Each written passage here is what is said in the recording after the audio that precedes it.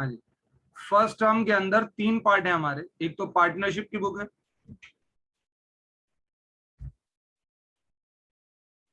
एक company accounts है, और एक एनालिसिस ऑफ फाइनेंशियल स्टेटमेंट है। ये 3 बुक्स हैं आपके पास।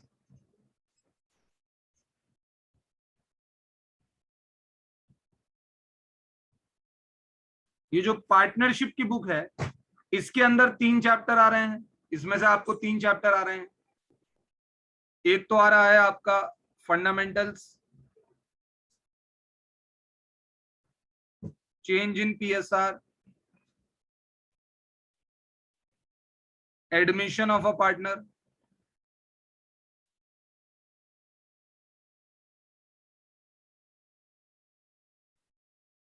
कंपनी अकाउंट्स जो है, कंपनी अकाउंट्स में जो चैप्टर है वो है शेयर कैपिटल, और सबसे ज्यादा वेटेज इसी की है। ये तीनों मिलाकर 18 मार्क्स में है। और ये एक चैप्टर, ये गुडविल भी इसमें इंक्लूडेड है, फंडामेंटल्स के साथ गुडविल भी है। और ये जो शेयर कैपिटल है अकेला ये 12 मार्क्स का है, तो इसकी अपने आप में बहुत ज्यादा वेटेज है। और ये जो एनालिसिस ऑफ फाइनेंशियल स्टेटमेंट है, इस एनालिसिस ऑफ फाइनेंशियल स्टेटमेंट में आप लोग देखेंगे कि एक तो आ रहा है आपका जिसमें आपको सारी स्टेटमेंट्स बनानी है, P and L, balance sheet, है ना, स्टेटमेंट्स वाला जो चैप्टर है। और एक क्या नाम है यहाँ पर आपका अकाउंटिंग रेशियोज है। ये दोनों मिलाकर 10 मार्क्स के। ठीक, तो हम अब ना ये वाली चीज स्टार्ट कर रहे हैं। ये अपने आप में एक इंपॉर्टेंट भी है काफी, और इसकी वेटेज भी बहुत ज्यादा है। ठीक है, तो आज हम शुरू कर रहे हैं अकाउंटिंग फॉर शेयर कैपिटल। इसके लिए एक अलग से आप सेपरेट से नोटबुक बनाइएगा, accounting for share capital, accounting for share capital, accounting for share capital.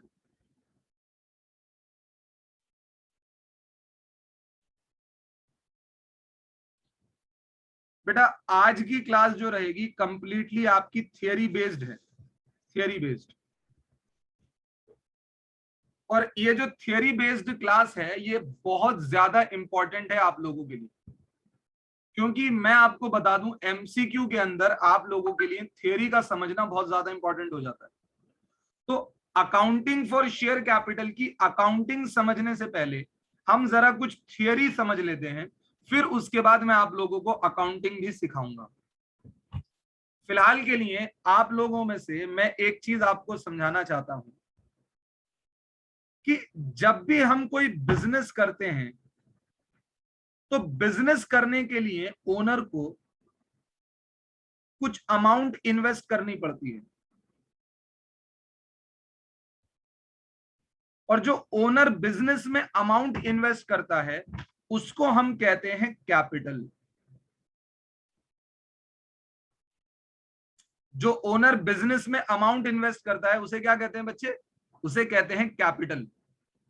अब मुझे एक बात बताइए कि अगर ये बिजनेस एक अकेला बंदा चलाएगा, सोल प्रोप्राइटर चलाएगा, तो यही कैपिटल कहलाएगी ओनर्स कैपिटल या सिर्फ कैपिटल, और कुछ नहीं कहेंगे इसे। बिजनेस को अगर सिर्फ एक ही बंदा चलाएगा, सोल प्रोप्राइटर चलाएगा, तो जो ओनर ने बिजनेस में पैसा इन्वेस्ट किया है उस कैपिटल को सिर्फ कैपिटल भी कह सकते हैं, और ओनर्स कैपिटल भी कह सकते हैं, या प्रोप्राइटर कैपिटल भी कह सकते हैं, अगर एक सिंगल बंदा इस बिजनेस को चलाता है। लेकिन अगर इस बिजनेस को चलाया जाता है एक पार्टनरशिप फर्म के द्वारा, अगर बिजनेस को चलाया जाता है एक पार्टनरशिप फर्म के द्वारा, यानी more than one person are operating, managing and control the business, तो उस सिचुएशन में जो ओनर है वो ओनर होते हैं पार्टनर्स, और उनके द्वारा जो बिजनेस में कैपिटल इन्वेस्ट किया जाता है वही कैपिटल बन जाता है पार्टनर्स कैपिटल। बात समझे कि नहीं समझे? हाँ जी, यस। क्योंकि एक सोल प्रोप्राइटर अकेला बंदा बिजनेस में होता है और वो अकेला बिजनेस में इन्वेस्ट करता है, तो उसके कैपिटल को आप नॉर्मल कैपिटल भी कह सकते हैं, ओनर्स कैपिटल भी कह सकते हैं, प्रोप्राइटर्स कैपिटल भी कह सकते हैं, या सिर्फ कैपिटल से भी चल सकता है। लेकिन अगर एक पार्टनरशिप फर्म के अंदर उसी ओनर ने पैसा लगाया है, तो वो ओनर पार्टनरशिप फर्म के अंदर एक पार्टनर के लिहाज से देखा जाएगा, तो उसके द्वारा जो कैपिटल लगाई गई है बिजनेस में, वही कैपिटल कहलाई जाती है पार्टनर्स कैपिटल। बात समझ आती है नहीं आती? सर पार्टनरशिप फर्म नहीं है, ये एक कंपनी है। पार्टनरशिप फर्म नहीं है, ये एक कंपनी है। बिजनेस को चलाया जो बिजनेस है वो किसी पार्टनरशिप फर्म के थ्रू ऑपरेट नहीं हो रहा, वो एक कंपनी के थ्रू ऑपरेट हो रहा है। और कंपनी के जो ओनर्स होते हैं, उन ओनर्स को कहा जाता है शेयर होल्डर्स। क्या कहा जाता है? Share holders.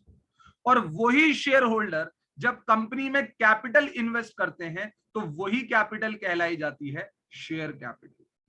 वही कैपिटल क्या कहलाई जाती है बेटा? Share capital.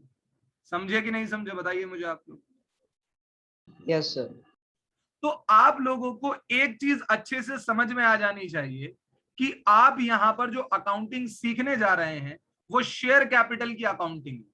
और शेयर कैपिटल को इन्वेस्ट कौन करता है? हाँ जी, शेयर कैपिटल में पैसा कौन इन्वेस्ट करता है? Share holders. क्या कौन इन्वेस्ट करते हैं भाई? शेयर होल्डर्स इन्वेस्ट करते हैं। Any problem? शेयर कैपिटल का पैसा बिजनेस में किसने दिया होता है भाई? शेयर होल्डर्स ने दिया होता है। चलिए, मैं अभी शेयर कैपिटल पर ज्यादा और बात नहीं कर रहा। मैं स्पेसिफिकली अभी जो आप लोगों से बात करने जाता हूं, मैं आप लोगों से बात करने जा रहा हूं कंपनी से रिलेटेड। किससे रिलेटेड? कंपनी से रिलेटेड। देखो, अभी तक मैंने आपको बस एक सिंपल सी बात बताई है कि अगर बिजनेस में एक सिंगल बंदा यानी एक सोल प्रोप्राइटर पैसा इन्वेस्ट करता है, तो उसकी कैपिटल को ओनर्स कैपिटल, प्रोप्राइटर्स कैपिटल या नॉर्मल कैपिटल भी कह सकते हैं। लेकिन अगर बिजनेस के अंदर पार्टनरशिप फर्म है और पार्टनरशिप फर्म के अंदर पार्टनर्स कैपिटल इन्वेस्ट करते हैं, तो उसे हम पार्टनर्स कैपिटल कहते हैं। जब कंपनी है तो कंपनी के अंदर कैपिटल इन्वेस्ट करने वाले शेयर होल्डर्स होते हैं, तो इसीलिए उनके द्वारा इन्वेस्ट की गई कैपिटल को शेयर कैपिटल कहते हैं। तो एक चीज तो मुझे बिल्कुल क्लियर हो जाती है कि ये जो चैप्टर मैं पढ़ने जा रहा हूं, यहां पर अकाउंटिंग हम कंपनी के केस में करेंगे। किसके केस में अकाउंटिंग करेंगे? कंपनी के केस में अकाउंटिंग करेंगे। अब तक आप जितने भी चैप्टर्स पढ़ रहे थे प्रीवियसली, वो सारे पार्टनरशिप के लिहाज से थे। अब हम जितनी भी बातें पढ़ने जा रहे हैं वो कंपनी के लिहाज से पढ़ने जा रहे हैं।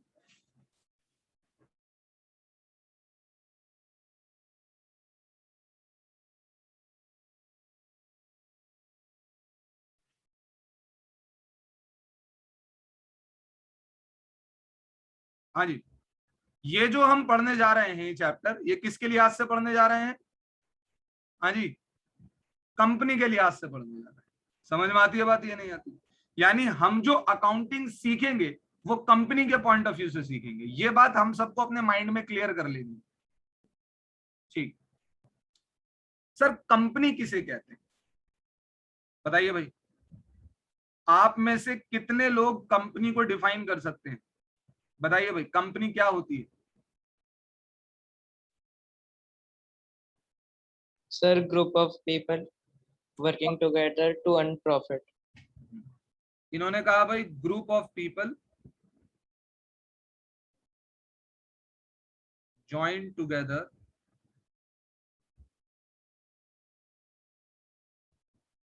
To earn profit. भाई कंपनी ग्रुप ऑफ पीपल को कहा जाता है जो आपस में मिलते हैं प्रॉफिट कमाने के लिए। खैर यही चीज पार्टनरशिप में भी होती है।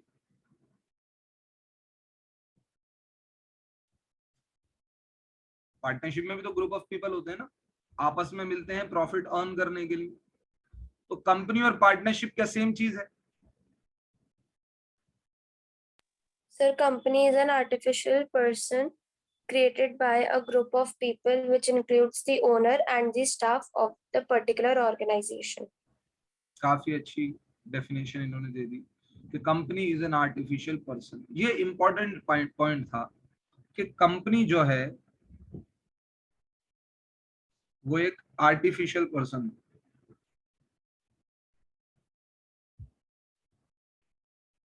मेरा मैं इस आर्टिफिशियल पर्सन का मतलब समझना चाहता हूं, मुझे समझाइए प्लीज। आर्टिफिशियल पर्सन से क्या मतलब है, क्या इम्प्लीकेशन है, क्या इम्प्लाइड है आर्टिफिशियल पर्सन से? सर जब हम कंपनी की अलग से अकाउंटिंग करते हैं, पार्टनर्स की अलग से अकाउंटिंग करते हैं, तो पार्टनर एक पर्सन है, लेकिन कंपनी की हम जब अकाउंटिंग करते हैं तो उसको आर्टिफिशियल पर्सन कहा जाता है, इसलिए।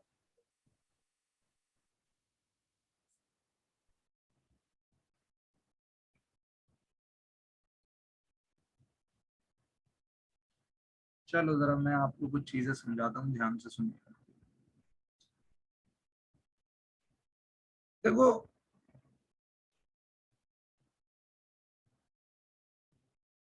ये तीन लोग हैं, ये तीन लोग मिलकर एक बिजनेस स्टार्ट करना चाहते हैं। इन्होंने सोचा कि तीनों इस बिजनेस के अंदर कैपिटल लगाते हैं, है ना, बिजनेस करते हैं। अब होता क्या है, इन लोगों ने ये जो कैपिटल लगाया और कैपिटल लगाने के बाद जो ये बिजनेस स्टार्ट किया, तो इनसे किसी ने पूछा कि आप तीनों का आपस में क्या रिलेशनशिप है, आप तीनों का आपस में क्या संबंध है? तो इन तीनों ने कहा वी आर पार्टनर्स, और जो बिजनेस हम चला रहे हैं वो बिजनेस है एक पार्टनरशिप फर्म, यानी हम एक पार्टनरशिप फर्म की तरह काम कर रहे हैं। ठीक, आप एक पार्टनरशिप फर्म की तरह काम कर रहे हैं, ठीक। क्या आपने अपनी पार्टनरशिप फर्म का रजिस्ट्रेशन लिया? क्या आपने अपनी पार्टनरशिप फर्म का रजिस्ट्रेशन लिया? तो ये आपस में एक दूसरे से बातें करते हुए सामने वाले बंदे पर हंसते हैं, कहते तुम्हें पता नहीं? रजिस्ट्रेशन लेना is not a compulsory thing. Partnership firm का रजिस्ट्रेशन लेना is not a compulsory thing, it is an optional. हम चाहें तो अपनी फर्म को रजिस्टर करा सकते हैं, और हम ना चाहें तो फर्म को रजिस्टर नहीं करा सकते। रजिस्टर कराएंगे तो कुछ फायदा हो जाएगा, नहीं कराएंगे तो कुछ नुकसान हो जाएगा, लेकिन हमको इतनी आगे जाना ही नहीं है, हम बिना रजिस्ट्रेशन के भी काम कर सकते हैं। Registration is not a compulsory thing for a partnership firm, ये बात आपको ध्यान में रखनी है। समझ आती है बात या नहीं? ठीक है भाई, मान लिया आपकी बात, आप एक पार्टनरशिप फर्म की तरह बिजनेस चला रहे हैं। देखो बेटा, होता क्या है, बिजनेस जो है इनका वो खतरनाक लॉसेस में जाना शुरू हो जाता है। ये जो इनका बिजनेस है ये बहुत तगड़े लॉसेस में जाना शुरू होता है, और लॉसेस इतने ज्यादा होते हैं कि इनका जो ये कैपिटल है ना, ये कैपिटल खत्म हो जाता है। यानी जो भी बिजनेस में पैसा लगाया था सब बर्बाद हो गया, जो भी कैपिटल थी सब लुट गई, सब बर्बाद हो गई। यहां तक कि ये इतने ज्यादा लॉसेस में चले गए कि इनके ऊपर बहुत ज्यादा लाइबिलिटीज आ गई। यानी इतनी लाइबिलिटी आ गई कि लगाया हुआ पैसा सारा खत्म हो गया, लेकिन फिर भी बिजनेस की लाइबिलिटी चुकानी अभी बाकी है। बिजनेस में इतने ज्यादा लॉसेस हो गए कि एक तो कैपिटल खत्म ही हो गई, लेकिन कैपिटल के साथ साथ इतने ज्यादा वो लॉसेस बढ़ गए कि आपके पास सारी कैपिटल खत्म होने के बावजूद आपने सारे एसेट्स बेच दिए अपनी लाइबिलिटीज चुकाने के लिए, लेकिन फिर भी आपकी लाइबिलिटीज बची रह गई। तो भाई बिजनेस तो हो गया पूरी तरीके से कंगाल, बिजनेस के पास तो कुछ बचा नहीं। मैं आपसे पूछना चाहता हूं कि जो लाइबिलिटीज बची रह गई हैं, जो रिमेनिंग लाइबिलिटीज हैं, उनको चुकाने के लिए क्या करना पड़ेगा? उनको चुकाने के लिए क्या करना पड़ेगा? सर पर्सनल एसेट्स को बेचना पड़ेगा। एग्जैक्टली इन पार्टनर्स को अब अपने पर्सनल एसेट्स को बेचना पड़ेगा। इन पार्टनर्स को अब अपने पर्सनल एसेट्स को बेचना पड़ेगा। ये ए बी सी, ये जो तीन पार्टनर हैं, इनको अब अपनी प्राइवेट प्रॉपर्टी बेचकर इस लाइबिलिटी को चुकाना पड़ेगा। सर ये तीनों को प्राइवेट एसेट्स बेचने पड़ेंगे? बिजनेस के अंदर जो कैपिटल लगाया था वो कम था क्या? सारा कैपिटल डूब गया, वैसे बेचारों का नुकसान हो गया। जो बिजनेस की लाइबिलिटीज थी उनको अभी ने माफ कर देना चाहिए, उन्हें कह देना चाहिए कि भाई तुम्हारा बिजनेस तो पूरी तरीके से लूट गया, अब आप क्या करोगे, कहां से लौटाओगे पैसा? लेकिन वो लाइबिलिटी नहीं मानेंगे, वो लाइबिलिटी होल्डर नहीं मांगेंगे। वो कहेंगे तुम्हारी जो ये पार्टनरशिप फर्म थी वो पूरी तरह से बर्बाद हो गई, तुम्हारा बिजनेस पूरा फ्लॉप हो गया, बिजनेस में कोई एसेट नहीं बचा, अब हम इस बात को नहीं जानते। आप अपनी प्राइवेट प्रॉपर्टी बेचो और प्राइवेट प्रॉपर्टी बेचकर हमारी लाइबिलिटी को पूरा करें, लाइबिलिटी को पे ऑफ करें हमारी। तो अब ये जो सिचुएशन इनके सामने आई है, बताऊं, इस सिचुएशन को कहा जाता है अनलिमिटेड लाइबिलिटी। आपने बिजनेस स्टडीज में इसको नाम को सुना होगा, इसे कहा जाता है अनलिमिटेड लाइबिलिटी। और अनलिमिटेड लाइबिलिटी का मतलब ही यही होता है कि अगर आपने अपने बिजनेस के सारे एसेट बेच भी दिए और सारे बिजनेस के एसेट बेचने के बाद आपने अपनी पूरी लाइबिलिटी को आप नहीं चुका पाए, तो आपको अपने घर के बर्तन तक बेचने पड़ सकते हैं, आपको अपने प्राइवेट एसेट्स तक बेचने पड़ सकते हैं इन लाइबिलिटीज को चुकाने के लिए। इसी चीज को कहा जाता है अनलिमिटेड लाइबिलिटी। बताइए मेरी बात समझ आई या नहीं है? हाँ जी, Yes, sir.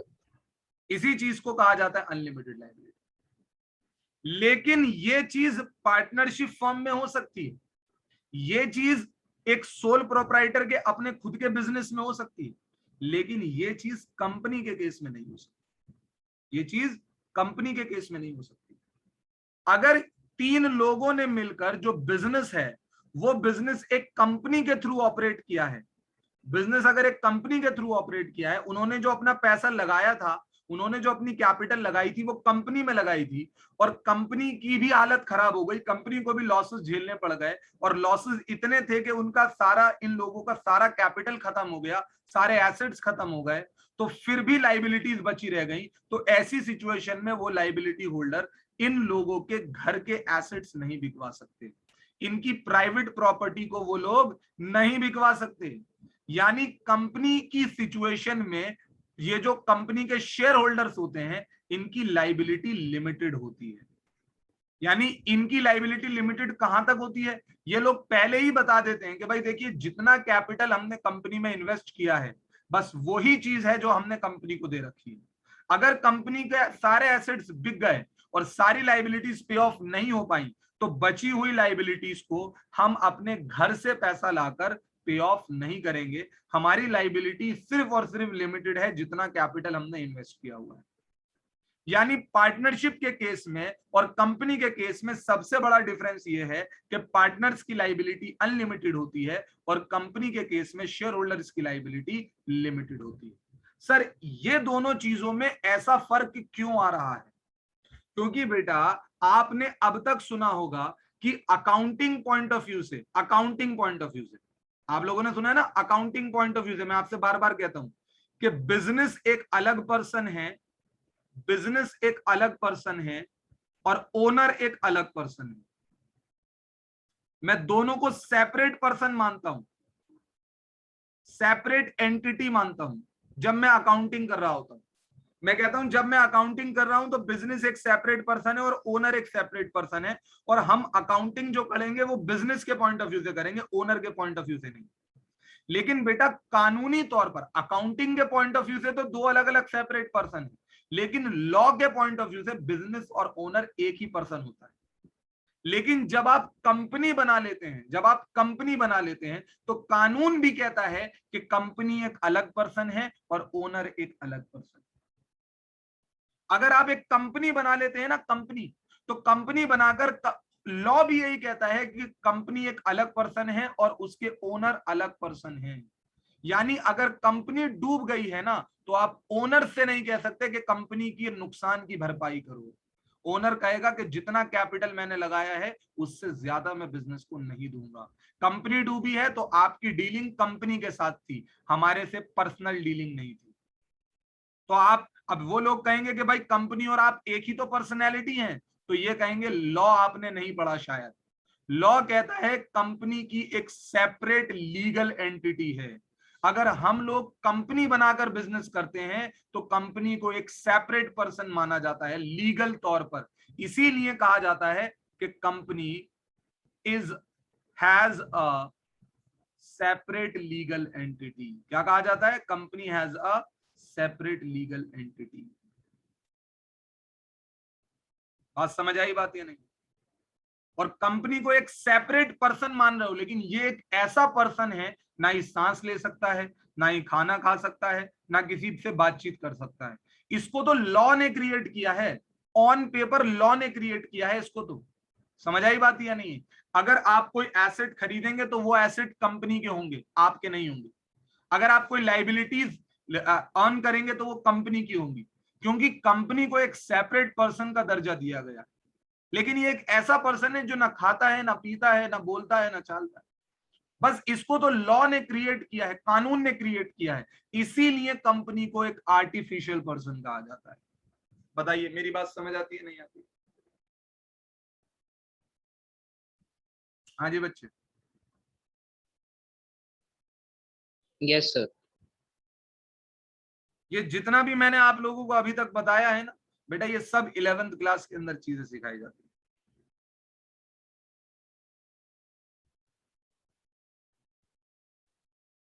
हाँ जी, लिखेंगे कंपनी के बारे में, लिखेंगे कंपनी की डेफिनेशन लिखेंगे। अच्छा सुन लो मेरी बात, एक कंपनी की डेफिनेशन वो होती है जो आप जनरल सेंस में डिफाइन कर सकते हैं। जैसे मुझे बच्चे ने बताई भाई, किसी ने कोई definition, company is an artificial person in which share holder join together to earn profit वगैरह वगैरह।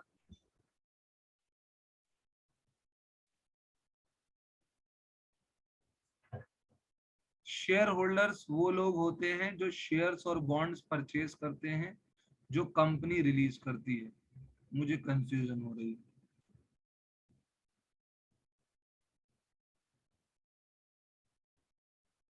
बेटा देखो, कंपनी ना कैपिटल मंगाने के लिए शेयर्स इशू करती है। शेयर्स, कंपनी कहती है हमें कैपिटल चाहिए। अगर आप हमारे ओनर बनना चाहते हैं, अगर आप हमारे ओनर बनना चाहते हैं तो आपको इस कैपिटल में एक हिस्सा खरीदना पड़ेगा, इस कैपिटल में हिस्सेदारी खरीदनी पड़ेगी। तो कंपनी क्या करती है, शेयर्स इशू करती है, और जो लोग इन शेयर्स को खरीदते हैं वो शेयर्स लेकर कंपनी को पैसा देते हैं, और जो पैसा कंपनी के पास शेयर्स इशू करने की वजह से जाता है उसी को शेयर कैपिटल कहते हैं। क्योंकि ये कैपिटल किसी एक बंदे से नहीं मंगाई गई, इस कैपिटल में कई लोगों की हिस्सेदारी है। समझ आई बात या नहीं? कंपनी ने कैपिटल मंगाने के लिए शेयर्स इशू की है, और जिन लोगों ने शेयर्स लिए वो शेयर्स खरीदकर कंपनी को पैसा दे रहे हैं, तो कंपनी के पास जो कैपिटल जा रहा है वो शेयर कैपिटल कहलाता है। और जिन लोगों ने ये शेयर्स परचेज किए हैं वो लोग शेयर होल्डर्स कहलाते हैं, और कैपिटल में हिस्सेदारी करने वाले लोग ही कंपनी के मालिक होते हैं। यानी share holders are the owners of the business. समझ में आती है बात या नहीं आती? हाँ जी बच्चे। यस। और बेटा ये जो बात बॉन्ड्स की आप कर रहे हैं ना, बॉन्ड्स शेयर नहीं होता, बॉन्ड्स और डिवेंचर अलग चीज होती है। जब कंपनी को पब्लिक से लोन चाहिए होता है, जब कंपनी को पब्लिक से लोन चाहिए होता है तो कंपनी उस सिचुएशन में शेयर्स इशू नहीं करती, बॉन्ड्स और डिवेंचर्स इशू करती। और बॉन्ड्स और डिवेंचर लोग खरीदते हैं और कंपनी को पैसा देते हैं, और कंपनी को जो पैसा जाता है वो कैपिटल नहीं होता, शेयर कैपिटल नहीं होता, वो डिवेंचर्स के थ्रू पैसा गया है, बॉन्ड्स के थ्रू पैसा गया है, तो उसके अंदर लोग शेयर होल्डर नहीं बनते, वहां पर तो लाइबिलिटी होल्डर बनते हैं। हमने कंपनी को पैसा मालिक के रूप में नहीं दिया, लोन के उधार के रूप में दिया। समझ आई बात या नहीं? तो शेयर होल्डर्स Yes. वो लोग होते हैं जो कंपनी के शेयर कैपिटल में इन्वेस्ट करते हैं, और जो कंपनी के डिवेंचर और बॉन्ड्स में इन्वेस्ट करते हैं वो कंपनी के मालिक नहीं होते, शेयर होल्डर्स नहीं होते, वो कंपनी के लाइबिलिटी होल्डर्स होते हैं। क्योंकि उन्होंने कंपनी को जो पैसा दिया है वो कंपनी के शेयर कैपिटल में नहीं दिया, कंपनी के लोन में पैसा दिया। समझ आई बात या नहीं? जो कंपनी पैसा लोन जो है वो किसी बैंक से मांग सकती थी, लेकिन कंपनी ने बैंक से मांगना जरूरी नहीं समझा, कंपनी उसके लिए कहां गई है, जनरल पब्लिक के पास गई, और जनरल पब्लिक से कहा कि आप हमें लोन दे दीजिए। समझ आती है बात या नहीं आती? तो इसलिए कंपनी डिवेंचर और बॉन्ड्स इशू करती है। ठीक है भाई, शेयर होल्डर्स कंपनी के ओनर होते हैं। आपको समझ में आ गया किस तरीके से होते हैं? हाँ जी। Yes. चलिए भाई, मैं आप लोगों को कंपनी की डेफिनेशन लिखवाने जा रहा था, मैं आप लोगों को कंपनी की डेफिनेशन लिखवाने जा रहा था। बेटा कंपनी की हम वो डेफिनेशन लिखेंगे जो लॉ ने डिफाइन की, मैं आपको कोई जनरल डेफिनेशन नहीं लिखवा रहा। समझ में आई बात? मैं आपको कंपनी की वो डेफिनेशन लिखवा रहा हूं जो कंपनीज एक्ट ने दी है। आपको मालूम है ना पार्टनरशिप के ऊपर कौन सा लॉ एप्लीकेबल है? हाँ जी, पार्टनरशिप के ऊपर कौन सा लॉ एप्लीकेबल है? Partnership act 1932। इसी तरीके से कंपनीज के ऊपर जो लॉ एप्लीकेबल होता है उस लॉ का नाम है कंपनीज एक्ट 2013। और हमने पार्टनरशिप की जो डेफिनेशन पढ़ी थी, आपको याद होगा, पार्टनरशिप की जो डेफिनेशन पढ़ी थी वो जनरल डेफिनेशन भी पढ़ी थी, और as per partnership act 1932 partnership को कैसे डिफाइन किया जाता है वो भी हमने पढ़ा था।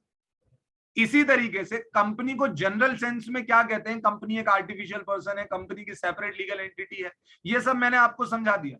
लेकिन अब मैं कंपनी की वो डेफिनेशन लिखवाने जा रहा हूं जो कंपनीज एक्ट 2013 ने दी, यानी अब मैं लॉ की डेफिनेशन लिखने जा रहा हूं, और लॉ की डेफिनेशन पहले मैं लिखूंगा, और लिखने के बाद आपको मैं समझाऊंगा कि इस डेफिनेशन से क्या मुराद है, इस डेफिनेशन से क्या इंटरप्रिटेशंस हैं। चलिए कंपनी को डिफाइन करते हैं पहले।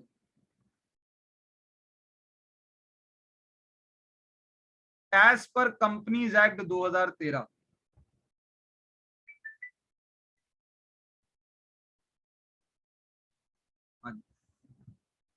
कंपनी मीन्स अ कंपनी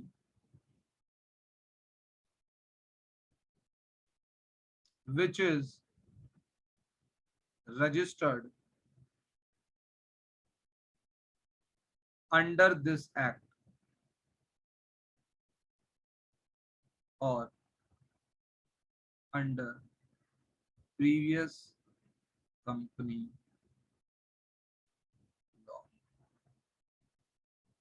बड़ी मजेदार डेफिनेशन है भाई कंपनी। देखो ये कहते हैं कंपनी मीन्स अ कंपनी। वाह, कंपनी मीन्स अ कंपनी, बहुत ही बढ़िया, बहुत तगड़ा डिफाइन कर दिया भाई।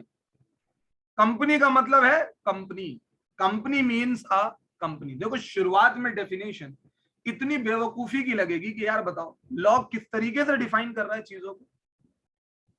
मैं आपको बताऊंगा बेटा कि इस डेफिनेशन में बहुत ज्यादा डेप्थ है, और वो डेप्थ आप मेरे साथ साथ समझने की कोशिश करेंगे। मैंने क्या कहा, company means a company which is registered under this act, registered under this act. मुझे एक बात बताओ, मैंने आप लोगों को एक चीज समझाई, क्या पार्टनरशिप में रजिस्ट्रेशन कराना कंपलसरी है? हाँ जी बताइए मुझे, क्या पार्टनरशिप में रजिस्ट्रेशन कराना कंपलसरी है या ऑप्शनल है? ऑप्शनल है। ऑप्शनल है। लेकिन आप लोग मुझे ये बताएं कि सर ये बात आपको पता कैसे लगी कि पार्टनरशिप के अंदर रजिस्ट्रेशन कराना ऑप्शनल है? ये बात आपको पता कैसे लगी?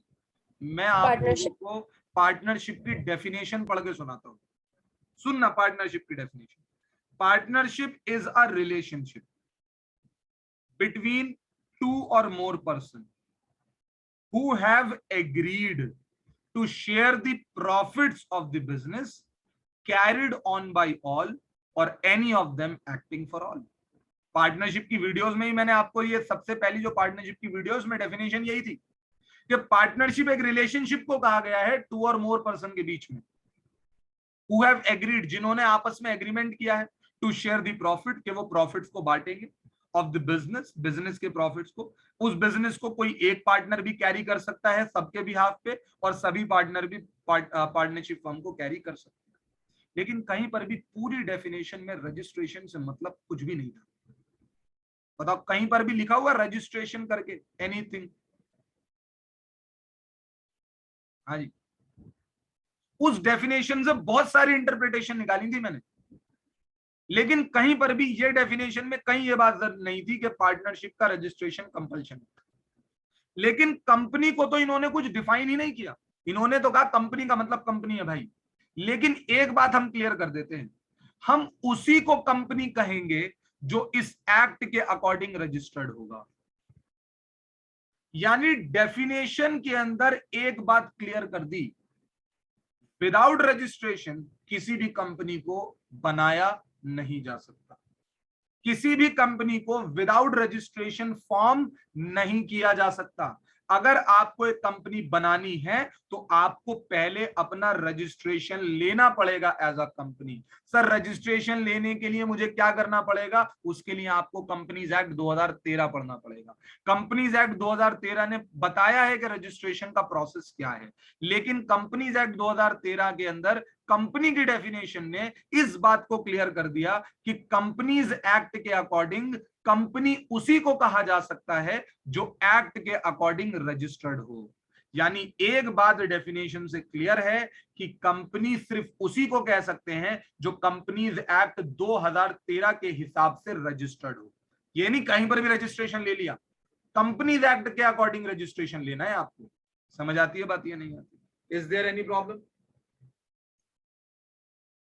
हाँ जी। No, sir. Company means a company which is registered under this act और under any previous company law. Sir इसका क्या मतलब है और under any previous company law? भाई आप कह रहे हो 2013 के अकॉर्डिंग जो रजिस्टर्ड होगा वो ही कंपनी है। तो भाई 2013 से पहले जो कंपनीज बनी है वो तो 1956 के अंदर रजिस्टर्ड हुई है। बहुत सी कंपनीज 1918 के अंदर रजिस्टर्ड हुई है। बहुत सी कंपनीज 1888 वाले एक्ट में रजिस्टर्ड हुई है। कि वो कंपनीज क्या अब कंपनी नहीं बचेंगी? रिलायंस, टाटा, बिरला, ये तो पुराना, उस वक्त तो 2013 एक्ट था ही नहीं, ये तो 2013 में आया ना। तो भाई इसीलिए लॉ ने लिखा कि जो इस एक्ट के अंदर रजिस्टर्ड होगा वो भी कंपनी है, और जो किसी प्रीवियस कंपनी लॉ के अंदर रजिस्टर्ड है वो भी कंपनी है। लेकिन एक बात हमें क्लियर हो जाती है कि कंपनी उसे ही कहा जा सकता है जो कंपनीज एक्ट 2013 के अंदर रजिस्टर्ड हो। बात समझ आती है या नहीं आती? हाँ जी। Yes, sir. तो company Yes. Means a company which is registered under this act और under any previous company law. फटाफट से अब कंपनी के कुछ फीचर्स लिखेंगे। फटाफट से कंपनी के कुछ फीचर्स लिखेंगे। Features of company. सबसे पहला इनकॉर्पोरेटेड एसोसिएशन। एसोसिएशन कहते हैं एक से ज्यादा लोगों को, और इनकॉर्पोरेटेड कहते हैं रजिस्टर्ड को। ये एक ऐसी एसोसिएशन है जिसका रजिस्ट्रेशन कंपलसरी है, यानी यहां पर रजिस्ट्रेशन कंपलसरी है।